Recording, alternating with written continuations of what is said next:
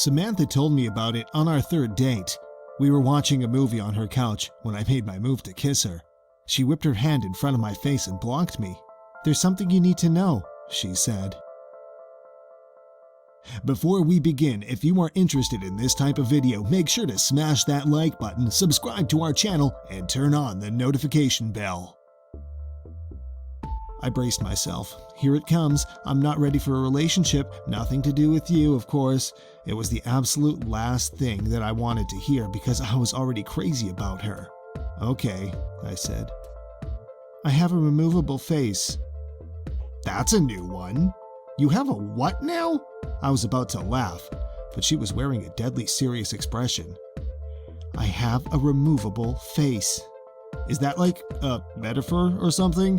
"No, my face is literally removable. Look closely." She lifted her chin and traced her jawline with a finger. "You can see the seam." After admiring how beautiful her neck was for a dizzying moment, I leaned in for an inspection. It was very hard to see, but it did look like there was a slightly unnatural transition there from her face to her throat. I grew dizzier as a dozen questions rushed into my brain. "Don't bother asking why or how or anything like that," said Samantha. "I can't tell you that. If that's going to be a problem, you should leave now. I'm letting you know this because I like you and I want to take to the next step, but this is non-negotiable." "Okay," I said, unsure of what was happening. "Not a problem. So what? You have a removable face. Who cares? It looks good. There's something else. Once a day, usually in the evening, I have to remove my face and disinfect the inside of it. If I don't, it will rot. This takes about an hour, give or take, depending on how my day went. During this time, you must never ever look at my real face. Never. Do you understand?" Yeah. Got it. Don't ask about it. Don't look at your real face." Samantha stood up. "Now I'm going to go into the bathroom and clean my face. That will give you plenty of time to think about what I've told you. If you're here when I'm done, that's great. I would like that. But if you're gone, I'll understand." She turned and walked into her bedroom. I sat in stunned silence as I heard the bathroom door close. I gave the thing some serious thought. It was possible that it was a joke of some kind. It was possible that it was a delusion. Was it possible that it was true? Well, it was certainly possible to transform an actor's face with movie makeup, so I supposed it was possible that Samantha wore a removable face every day. Maybe she had had a horrible accident where her flesh had been mangled. Maybe her face had been melted by acid or burned by fire, or the skin shorn off by heavy machinery. If it had, I would never know, because she would never tell me and I would never see it. I pictured a face of raw, naked muscle rotting away. Could I kiss her? Could I kiss her if that was what I was kissing? But wasn't that what we all were under the skin, just muscle and bone and blood and squishy organs? I paced around the living room, running my hand through my hair. I liked Samantha a lot. She was smart and funny and beautiful. But was that beauty real? Did it count? Did it matter if it was real or not? Was I being superficial, even worrying about it? When she came out of the bathroom, I was still there. I looked at her face. She smiled, and I was in love. We dated, we moved in together, we decided to get married. For the most part, it was a completely normal relationship, typical of two young people in love building a life together. During the day, it was easy to forget about the face altogether. It looked natural enough, and only in certain positions, in certain lights, was there any indication that it wasn't natural.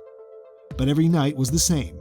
Samantha would close herself in the bathroom, sometimes for an hour, sometimes for 2, and clean the inside of her face.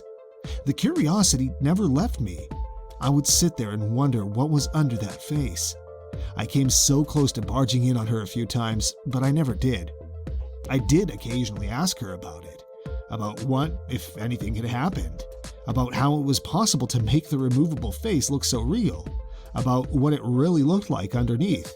I tried to coax her into showing me, assuring her that I loved her no matter what, and didn't give a damn what her real face looked like. I was just curious, that's all.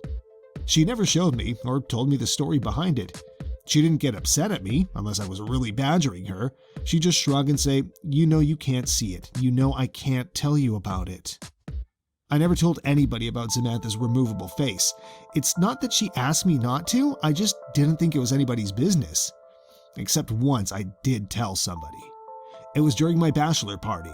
We had rented several cabins in Big Sur and spent the night drinking and packing our noses with powders that we shouldn't have been packing our noses with. Everyone else passed out and the sun was creeping up behind us as I stood on the majestic cliffs with my friend Chris, looking down on the Pacific waves crashing against the rocks. Chris was my best friend, as close to a brother as I've known. We'd grown up together and visited each other at college often and spent the summers together. After college, we'd moved to different cities, but we stayed in close contact. Standing there on the cliffs, I told Chris about Samantha's removable face. At first, he thought I was joking. Then he had 1,000 questions, most of which I couldn't answer. What's underneath? I don't know, man. I don't know. Doesn't that drive you crazy not knowing? I shrugged. Lots of stuff I don't know. Don't know how to do calculus, and I don't know what happens when we die. But dude, she's about to be your wife, and you don't even know what she looks like? I mean, I'd have to take a look. Like, you can set a camera up in the bathroom. That's where she does it, right? Set up a camera and have a look, and then you'll know. I sighed. Yeah, it drives me crazy. I've asked her 1,000,000 times, but she told me I could never look. Gotta respect that, man, even if I don't like it. That's love. Chris laughed. You telling me to respect a woman? Up is down now. Then we fell back into talking about old times as a new day dawned. Chris was in town for business last week and planned on spending the weekend at our house. The conversation at Big Sur had happened 4 years ago, and we hadn't spoken about Samantha's removable face since, despite keeping in close contact and seeing each other as often as two people transforming into adults in different parts of the country can. It happened on Saturday evening. We were lounging lazily in the backyard, deep into the beer, having just finished with some grilled steaks when I got a text from work. God damn it, I groaned. I have to make a work call. Seriously? Said Samantha, raising an artificial eyebrow. On a Saturday night? It's my biggest client, baby. Sorry. It is what it is, I guess, said my wife. I'm gonna head inside and get cleaned up. Chris, you okay just hanging out for a bit? Chris smiled. I'll be fine. Got my beer, got some weeds to pull in your garden. God knows your lazy-ass husband isn't gonna do it. Those tomatoes are choking to death. It's a tragedy. I rolled my eyes and went into the side yard to make my call. 15 minutes into it, I heard the screams coming from inside. Both my best friend and my wife were wailing in terror. I dropped the phone and ran into the house and down the hall to our bedroom. Through the open door, I could see that the door to the master bathroom was also standing open. Don't come in! Screamed Samantha. I don't have my face on. Call an ambulance! He looked! Oh God, he looked! She sounded desperate and truly horrified. That made me desperate and horrified, and I wanted to rush into the bathroom, but I knew suddenly that that would be a mistake. I knew suddenly that Samantha didn't want me to look at her real face, not out of a sense of vanity, but for my own safety. Chris staggered backwards out of the bathroom. He was holding a straightened-out paperclip which he had used to pick the privacy lock. Now he was stabbing it again and again into his eyes, shouting gibberish. He was clearly in the depths of madness, and it turned my stomach to see him mutilate himself. Call the fucking ambulance! My wife screamed. Don't come in here! He fucking looked! I turned and ran back to the side yard where my phone was lying in the newly mowed grass. My client was still on the line, alarmed, asking what was happening, what all the screaming was. I hung up on him and called 911. When the paramedics arrived, Chris was having a seizure in the hallway. Samantha was stroking his head, sobbing. Her face was on, but it had been done hastily and everything looked a little off. My world has been dark this past week. My best friend is in a psychiatric hospital under suicide watch. He's completely blind and mostly catatonic, except when he slips into a violent, babbling mania. The doctors are optimistic that his state is temporary, but they don't know the truth about what caused it, because I had told the paramedics that Chris had taken a large dose of psychedelic mushrooms and fallen into psychosis. I saw no good reason to tell the truth about what happened. Who would believe that one look at my wife's real face would make somebody insane? At best, we would be the subjects of a long investigation. At worst, we would have to prove that what we were saying was true by showing somebody Samantha's face. Then the same thing would happen again, and what after that, I had no idea and no interest in finding out. For Samantha's part, I knew that she would never consent to show anybody her real face, no matter what the consequences of refusal were. I did get a follow-up call from the police asking me to confirm my story.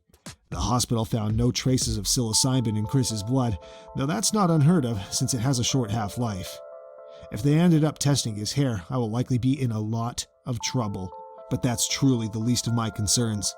Samantha's in a state of her own. She still cleans the inside of her face, though not as regularly, and when she puts it back on, it's always crooked now. It's beginning to smell a bit. I've tried to assure her that it wasn't her fault. He knew, I said. I told him that nobody was ever allowed to look at it. He knew, and then he broke into the bathroom. This is not on you, baby. Please, talk to me. Not on me. That one look at my fucking face makes people insane. Please, I just need some time alone. As for me, I'm doing my best to hold it together. Do you know what's strange, though?